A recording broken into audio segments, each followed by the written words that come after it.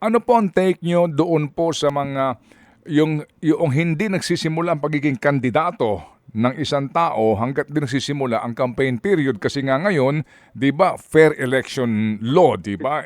Paano Yeah. magiging fair 'yan kung ngayon po sangkaterba ang mga dambuhalang billboard mo all over the land, no? All over the country. Pagkatapos po walang limit sa lakihan, sa dami ng pera mo.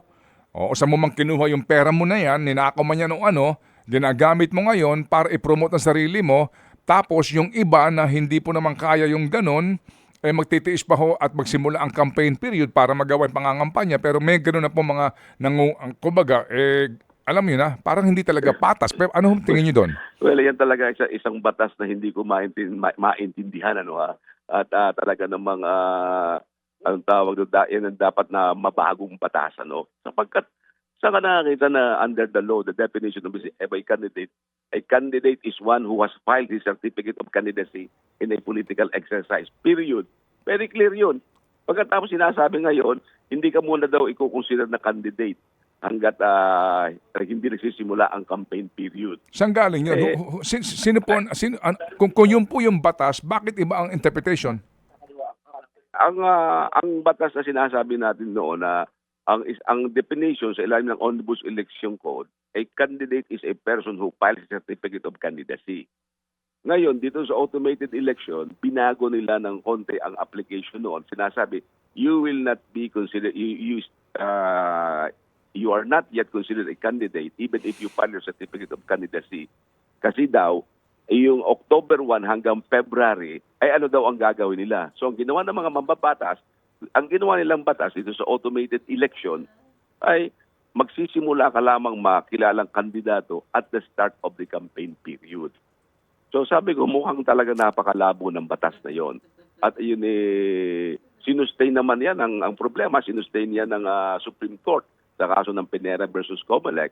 At sinasabi nga na tama daw yung batas na yon, na hindi pa pwedeng ma-consider ang mga kandidat na yung mga nag-file na yan ng COC hanggat hindi nagsisimula ang campaign period. At dahil dyan, wala kang magawa dahil sa pag-file ng COC, maglalabasan na itong mga advertisements na yan, kawawa yung mga mahihirap ng mga kandidato. Wala silang kalaban-laban sa mga mayayamang kandidato.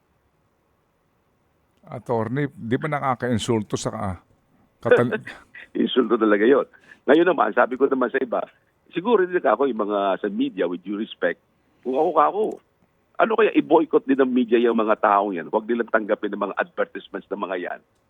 Kasi, kung halimbawa sinasabi nga natin na hindi nga sila dapat, siguro dapat ang batas ay nagbabawal sa media na tumanggap ng mga advertisements from October 1 hanggang February. Sa February lamang at the start of the campaign period, dapat tumanggap ang mga media companies ng advertisements. Dapat lahat, any person who has filed a certificate of candidacy, dapat i-reject yan ng mga media from October 1 to February 10. Sa February 11, yan lamang tatanggap ang mga media, yung mga billboard, mga radio, television, lahat ng pwedeng advertisements na nasabi mga kandidato. Kailangan magtulong-tulong tayo para masagpo yung mga tinatawag ng EPAL na yan. Nako, attorney.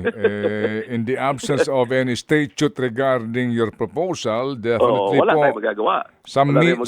some media entities might say this is the only time to earn.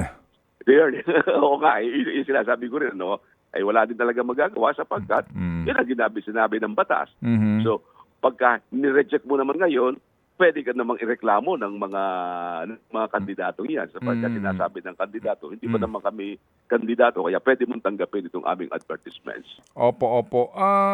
Attorney, so dito po sa social media, ano hong classification nito? Di ho ba? Wala pang masyadong, hindi ko makita yung specific regulation ng COMELEC tungkol dyan sa social media, no? Sa akin, medyo nalalabuan pa rin ako sa regulation ng COMELEC. Hindi ko alam kung paano i-implement yung pag-determine ng expenses sa social media. Ted Filon at DJ Chacha ngayon nasa Radyo 5 92.3 News FM Monday to Friday 6 to 10 a.m.